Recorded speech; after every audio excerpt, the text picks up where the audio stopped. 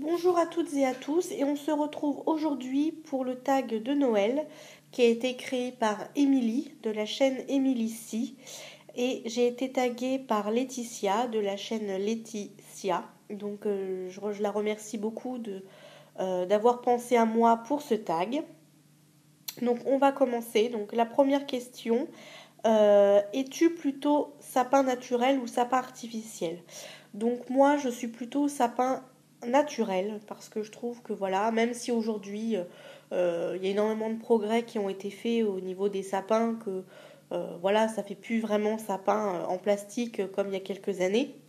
Mais je trouve quand même que ça perd un petit peu de son charme et que rien ne vaut un bon sapin naturel qu'on a été chercher au supermarché ou bien dans une comment ça s'appelle, dans une grande surface de plantes, voilà, enfin rien de, voilà, je trouve que voilà, que c'est beaucoup plus agréable d'avoir un sapin naturel à la maison, même si voilà, parfois ça perd un peu de ses épines, mais bon voilà, ce qu'il faut se dire que c'est pour que quelques semaines, donc bon, pour quelques semaines, voilà, on peut passer un petit peu plus souvent le balai que le reste du temps de l'année, voilà.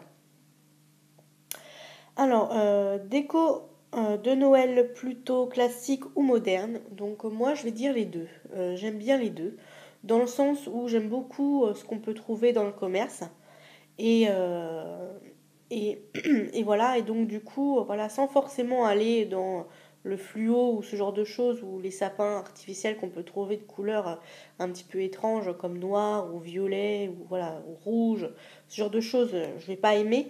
Mais par contre, voilà, ils font, je trouve, des super décorations avec des plumes ou des choses comme ça, qui pour moi sont plus modernes que plutôt classiques. Mais voilà, ça reste malgré tout des choses voilà, assez, enfin, assez douces. Enfin, voilà quoi, c'est pas non plus des choses trop extravagantes pour mettre dans le sapin. Odeur qui te fait penser à Noël. Alors moi, l'odeur qui me fait penser à Noël, bah, tout simplement, c'est l'odeur du sapin. Quand on a décoré notre sapin dans le salon et quand on rentre dans le salon tous les matins et qu'on sent, ou quand on rentre à la maison tout simplement, et qu'on sent cette odeur dans le salon, je trouve que voilà, pour moi l'odeur du sapin, ça veut vraiment dire que Noël va arriver, que le sapin est là et que, euh, et que voilà, et que ce n'est plus qu'une question de jours. Et, euh, et voilà. Un rituel que tu fais à cette période.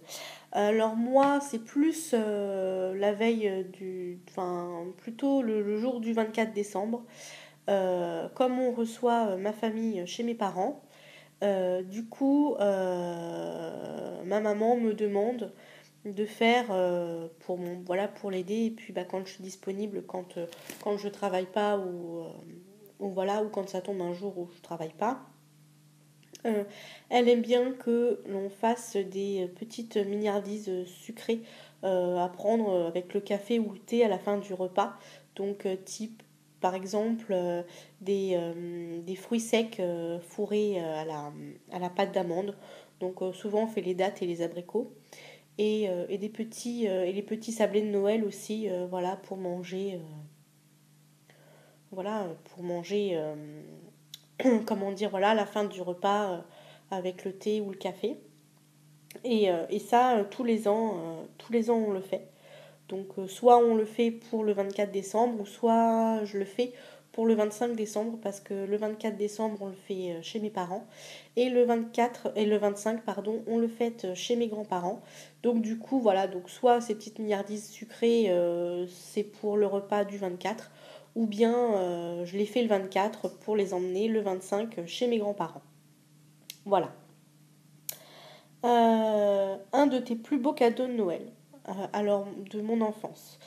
Moi, j'ai pas spécialement enfin, j'ai pas spécialement le souvenir d'avoir eu un plus beau cadeau de Noël plus que d'autres. Pour moi, tous les cadeaux de Noël étaient beaux. parce que tout simplement, ce que je recevais, c'était ce que j'avais demandé au Père Noël, hein, tout simplement. Donc c'était des choses que j'avais commandées, hein, donc voilà, donc en général, on n'est jamais déçu voilà, de ce qu'on commande. Voilà. Par contre, ce que je peux dire, c'est que j'étais plus une petite fille qui aimait jouer avec les poupées. Donc, type, voilà, les poupées baigneurs, hein, pas les poupées mannequins. Enfin, ça m'arrivait de jouer aussi avec les poupées mannequins, type Barbie, mais j'aimais bien jouer avec les poupons. Donc, voilà, les promener en poussette, enfin, voilà, ce genre de choses. Donc, c'est vrai que ce type de cadeau pouvait me faire plaisir. Et c'est vrai que j'ai le souvenir, en étant enfant, d'avoir beaucoup joué avec ce type de jouet. La sixième question. Le pire cadeau de ton enfance. Alors moi, on peut pas vraiment dire que c'est un pire cadeau, mais on va dire que c'est pas le cadeau super pour un enfant. C'était à l'époque où mes arrière-grand-mères étaient encore vivantes. Et je sais plus, une des deux m'offrait tous les ans à Noël une robe de chambre en pilou-pilou, couleur jaune poussin, avec le bord des manches en liseré blanc et le bord des coutus, enfin où il y a les trous pour les boutons et du côté bouton, avec pareil un liseré blanc. Donc bon voilà, donc c'est pas en soi un mauvais cadeau, mais on va dire que quand on est enfant, c'est vrai que les cadeaux qui nous font le plus plaisir en général sont les jeux et les jouets, et c'est vrai que de recevoir un vêtement, bon bah voilà, c'est pas forcément super quoi. Et surtout que ce fameux cadeau, je le recevais tous les ans. Donc tous les ans, j'avais ma chemise enfin ma robe de chambre jaune poussin en pilou pilou.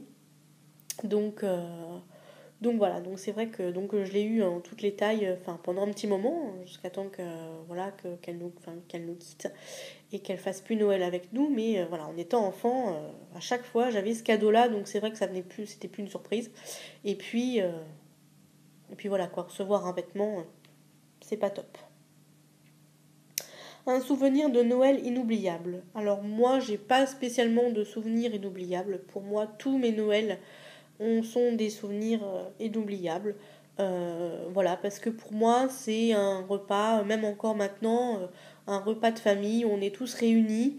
Et bon, même s'il manque quelques personnes depuis, comme mes arrière-grands-parents, mes arrière-grand-mères, mais voilà, on est tous réunis autour d'un bon repas et voilà, et pour moi, c'est ce qu'il y a de plus important. Et, et voilà. Le menu de Noël idéal. Alors moi, on peut pas vraiment parler de menu parce qu'au niveau du plat, voilà, peu importe. Mais on va dire que moi, mon menu pour Noël idéal, ça serait une entrée et un dessert. Alors les entrées, parce que voilà, j'adore les entrées. Donc mon péché mignon, c'est le foie gras sur une tartine de pain d'épices. Donc je suis pas très pain d'épices d'ordinaire. Euh, J'aime pas tellement ça, mais avec une tranche de foie gras, je trouve que ça se marie super bien et voilà. J'aime bien aussi les huîtres. Malheureusement, depuis quelques années, on n'en fait plus chez moi parce qu'il y a quelques personnes qui n'aiment pas ça, donc du coup, voilà. Mais voilà, j'adore les huîtres, le saumon, les crevettes, enfin voilà, tout ce qu'on peut trouver ce jour-là à table en entrée. Voilà. Et donc pour le dessert, bah, ce serait tout simplement une bûche glacée.